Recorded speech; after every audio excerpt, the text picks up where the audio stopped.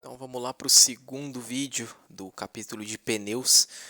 Nessa vez vou falar um pouco sobre como escolher o composto de pneus, para o caso da gente ter essa opção, porque muitas das vezes não tem, só uma que a gente tem. A primeira delas, se a organização determinar, não tem muito que a gente fazer, tem muitos regulamentos que determinam condição de chuva e a gente nem pode escolher entre o pneu seco e o pneu de chuva, então já para por aí. E a maioria das categorias que andam, com o pneu slick, elas têm um só composto de pneu, e as categorias que não andam com pneu slick muito dificilmente vão ter vários compostos de pneu disponíveis para serem usados. Então vamos lá, Quando a gente fala de compostos de pneu, acho que a imagem que vem na cabeça da maioria das pessoas, que acompanham automobilismo, são o código de cores da Pirelli, para os compostos da Fórmula 1, que são o macio, o médio e o duro, o intermediário e o pneu chuva mais forte, para uma chuva mais forte. Esse daí são os exemplos mais comuns mesmo, que tem, embora nas outras categorias, no Endurance, por exemplo, a gente também tem diferença de composto de pneus, mas a Fórmula 1 aí é o mais famoso. Então, falando um pouco sobre a escolha de compostos de pneus slick, que são esse tipo aqui de composto. Aqui um exemplo de que eu achei pesquisando no Google, encontrei um cara que postou no Facebook ele testando o pneu dessa marca aqui deve ser um semi-slick isso aqui, se eu não me engano, voltado para track day, o composto macio, esse aqui, o composto médio e o composto duro. E aí ele deu 7 voltas nesse pneu, deu 7 voltas nesse pneu, 4 voltas nesse pneu, não sei como ele deu essas voltas, como ele estava forçando o carro, Mas isso aqui é um outro semi-slick que nem vou considerar porque, bom, outra marca, outro tudo, não dá nem para considerar. Vamos considerar dessa mesma marca Zestino aqui. Então vamos lá. O que aconteceu?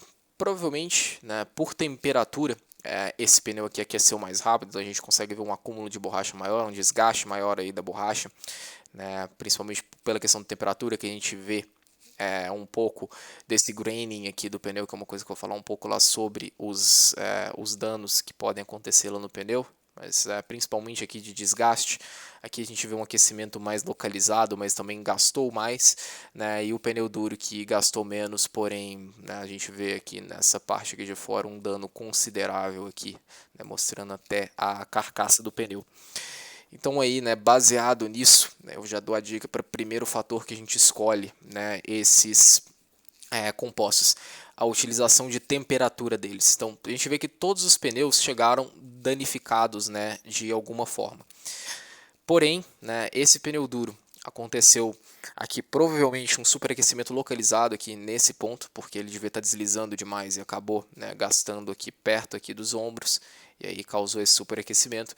O pneu médio teve isso aqui provavelmente uma bolha que teve um aquecimento localizado aqui, porém já teve uma utilização muito melhor aqui da borracha, então a gente já vê um desgaste mais uniforme. E aqui, com certeza esse pneu deu umas aderências aí em algum momento, não sei, não estou vendo nenhum dano que mostra a carcaça, que mostrou uma bolha, eu vejo um desgaste mais equilibrado, só que só durou 4 voltas, depois disso já não tinha aderência, muito provavelmente porque gastou toda a borracha do pneu. Então o principal compromisso é os pneus mais macios vão ter uma durabilidade menor, na Fórmula 1 fica bem claro isso, mas porque a borracha deles degrada mais e esquenta muito mais fácil. E aí, progressivamente, à medida que vai ficando mais duro, a gente tem um desgaste menor e uma resistência maior a rodar em altas temperaturas por mais tempo. Só que também fica mais difícil de aquecer o pneu, igual foi o caso desse pneu aqui. Então aí vamos lá. Quais são as informações que a gente tem para trabalhar, relacionadas aos pneus? De novo, peguei aquele catálogo da Michelin, que tem a referência aqui no último vídeo, sobre pneus. Esse daqui é o composto usado no Campeonato Mundial de Endurance, então eles têm à disposição o S7, o S8 e o S9, que são o macio, o médio e o duro.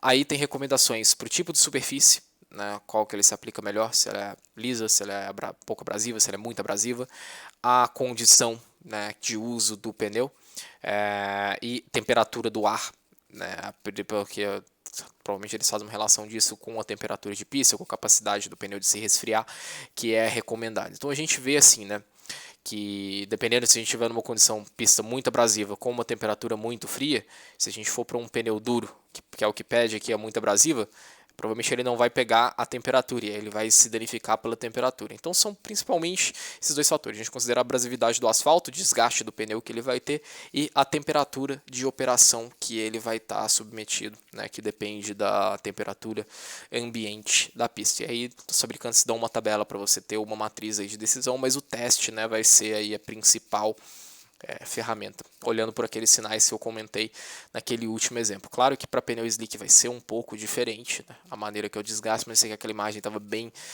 ilustrativa, né, do que seria aí a diferença, o que a gente olha para escolher de acordo com esses parâmetros. E o desgaste não tem outra, se você não está vendo nenhum sinal assim, de falhas, né, esse aqui não vou dizer que é catastrófico, que o pneu ainda anda, né?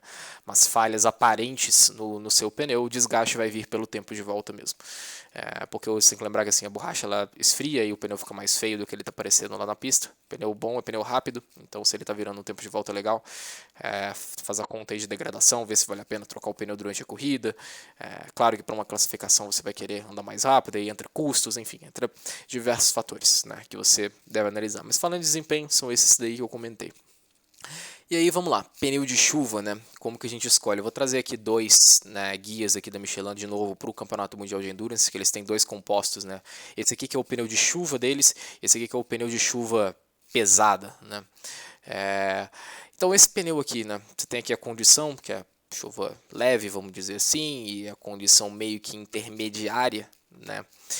E para todos os tipos de superfícies, temperaturas de ar recomendada. O que vai fazer quando está aqui nessa temperatura mais baixa? Provavelmente você vai ter que só subir a sua pressão e é a vida, não tem outro pneu para você pegar. Muitas das vezes acontece isso dentro da pista e é o que a gente tem para trabalhar. Então, né, aqui tem os guias de recomendação, né, de uso. Aqui o guia de recomendação da pista pesada, então você vê que se você usar num lugar muito abrasivo, provavelmente vai começar a quebrar esses sulcos, né? Aqui tem a faixa de temperatura, faixa de chuva que você pode usar esse pneu.